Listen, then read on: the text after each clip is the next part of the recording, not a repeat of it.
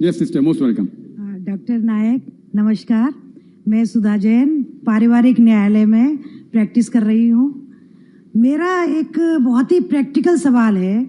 अभी आपने बताया कि हम महिलाओं के लिए, हमारे मुस्लिम धर्म में हम महिलाओं को बहुत 75% हम सम्मान देते हैं, उनके अधिकार हैं, उनके राइट्स हैं।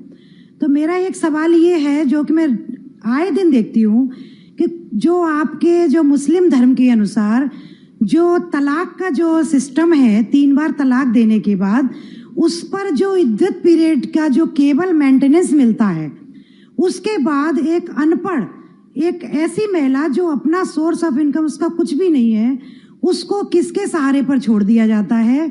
हमारा धर्म जो मुस्लिम धर्म है उसमें कोई ऐसी व्यवस्था कर दी जाए जिससे कि ऐसी महिलाओं को जीवन जो आसानी से कट सके।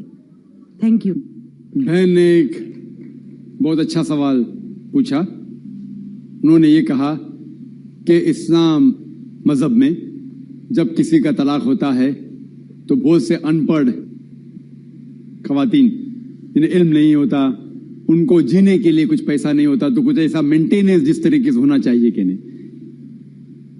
जो इसके मेन वजह है जो आज के माशरे में ये हो रहा है वो है कि इस्लाम का कम इल्म होने की वजह से ये चीज हो रही है।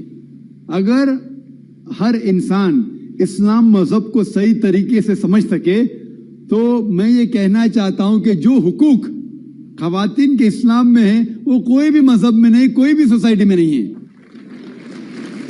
पहला चीज ये कि हम देखते हैं कि हमारे हिंदुस्तान के कल्चर में आमतौर पे किसी की शादी होती है जब, तो अक्सर औरत मर्द को दहेज देती है, उसे कहते हैं डाउरी, डाउरी देती है आमतौर पे। और इस्लाम में उल्टा है।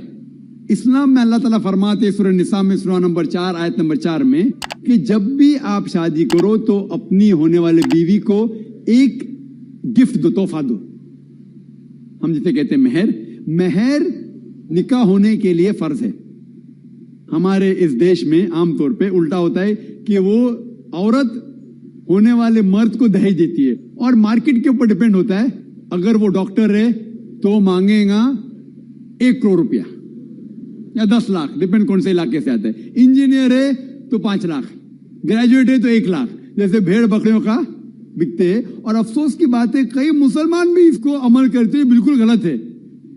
इस्लाम में दहेज लेना औरत से जबरदस्ती बिल्कुल हराम है। उल्टा होने वाले शोहर को महर देना चाहिए और अपने बराबर का महर देना चाहिए।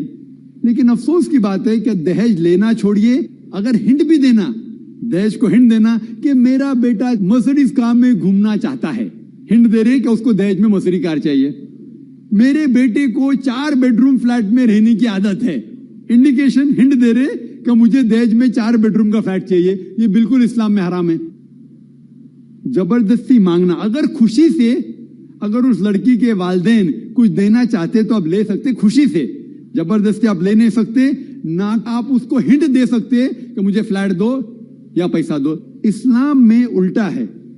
इस्लाम में औरत को महर मिलता है शादी में, और महर निकाह होने के लिए फर्ज है। और महर ये खुद औरत भी तय कर सकती है कि मैं तुमसे शादी करूंगी जब तक आप मुझे 1 लाख रुपया नहीं देंगे।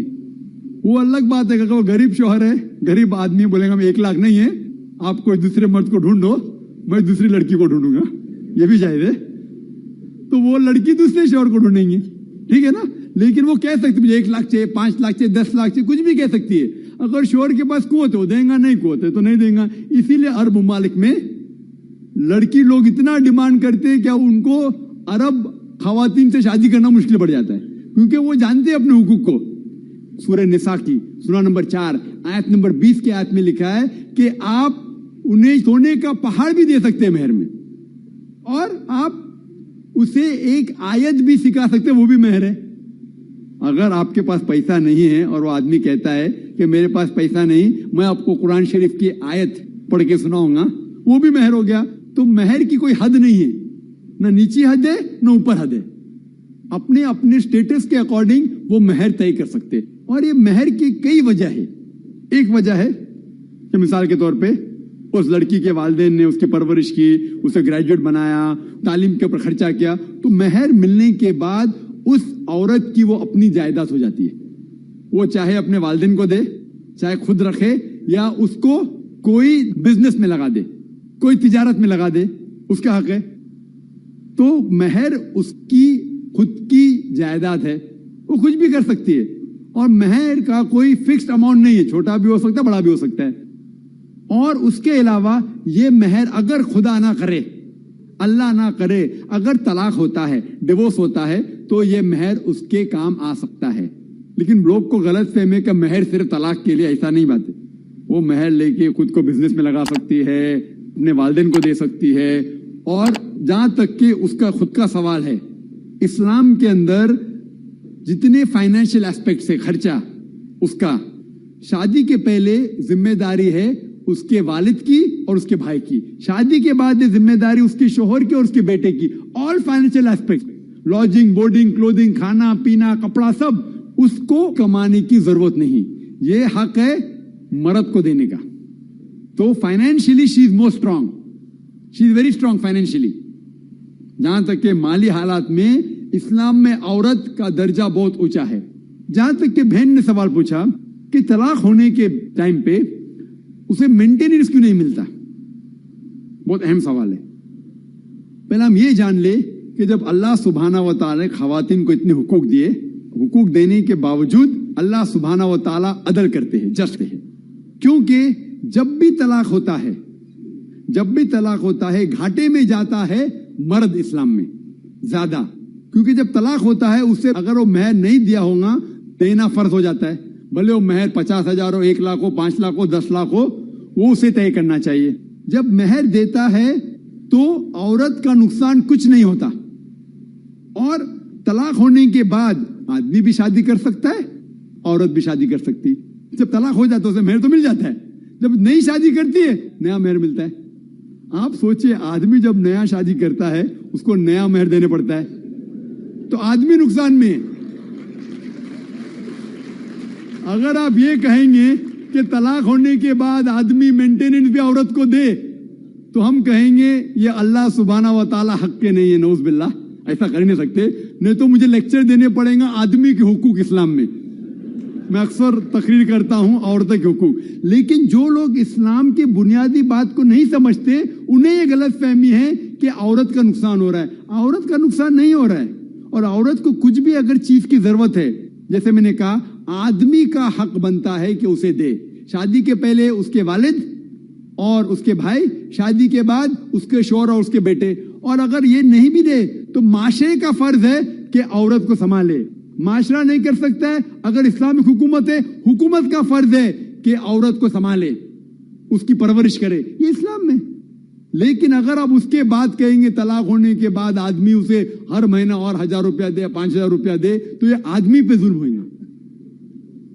لیکن جو مہر طے ہوتا ہے شادی کے پہلے نکاح میں, کیا مجھے چاہیے 5 لاکھ روپیہ, اسے وہ سنبھال سکتی ہے. اسے کوئی تجارت میں لگائے اور اس کی آمدنی لے سکتی ہے. اگر کوئی شک ہے کہ ہو سکتا ہے میرا طلاق, کبھی بھی شادی ہوتی تو طلاق کا گمان تو رہتا ہے دماغ میں کہ طلاق ہونے والا ہے, ہو سکتا ہے. لیکن اس کے لیے اسلام نے اسے الحمدللہ کئی چیزیں سے حفاظت کی ہے. تو مہر جو ہے اسے کئی فائدے ہیں. اور اس کے باوجود حدیث محمد صلی اللہ علیہ وسلم کی کہ اگر کوئی آدمی اپنی بیٹی جس کا طلاق ہوتا ہے اس کی حفاظت کرتے تو بہت ثواب ملتا ہے. تو اسلام میں جو طلاق شدہ عورت ہے اس کے لیے الحمدللہ کئی طریقے ہیں جس سے اس کی حفاظت کی جاتی ہے. جو آپ جو کہہ رہے ہیں وہ یہاں کے معاشرے کے بارے میں کہہ رہے ہیں, تو میں کہتا ہوں کہ یہاں کے خواتین کو اپنے حقوق خود پتہ نہیں, ان کی غلطی ہے, اسلام کی نہیں. ہمارے خواتین اور ہمارے مرد خود نہیں جانتے, طلاق کیسا دینا جانتے نہیں. غلطی کس کی؟ اسلام کی. اسلام کی نہیں, اسلام کے فالو کرنے کی, مسلمان کی. اگر آپ اسلام کو جاننا چاہتے ہیں تو مسلمان کو مت دیکھیے. جس طریقے سے آج میں نے کہا, آپ اگر مرسیڈیز کار کو جاننا چاہتے کتنی اچھی ہے, اگر کوئی ڈرائیور جو ڈرائیونگ نہیں جانتا ہے اس کے پیچھے بیٹھا اسٹیئرنگ ویل کے اوپر اور مرسیڈیز کار کو ٹھوک لیتا ہے, تو غلطی کس کی؟ مرسیڈیز کار کی کہ ڈرائیور کی؟ ڈرائیور کی. اسے مرسیڈیز کار چلانے آتا نہیں. تو تو اسی لیے اسلام کو اگر جاننا چاہیے تو آپ قرآن کو پڑھنا چاہیے اور صحیح حدیث کو. یہ افسوس کی بات ہے کہ کئی مسلمان خود نہیں جانتے قرآن اور حدیث میں کیا لکھا ہے, کس طریقے سے طلاق دینا چاہیے, کس طریقے سے برتاؤ کرنا چاہیے اپنے بیوی کے ساتھ. اسی لیے میں تقریر کر رہا ہوں تو لوگوں کو قرآن اور حدیث کے قریب لے کے آؤں. Hope that answers the question.